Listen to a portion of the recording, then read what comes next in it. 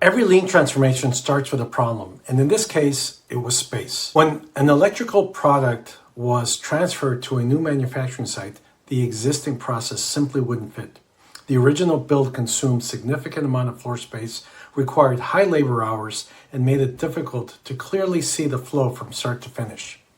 Faced with tight constraints, the team took a different approach. Using lean and continuous improvement principles, they partnered across engineering, sourcing, quality, the operations, shipping, and HSE to completely redesign the assembly process.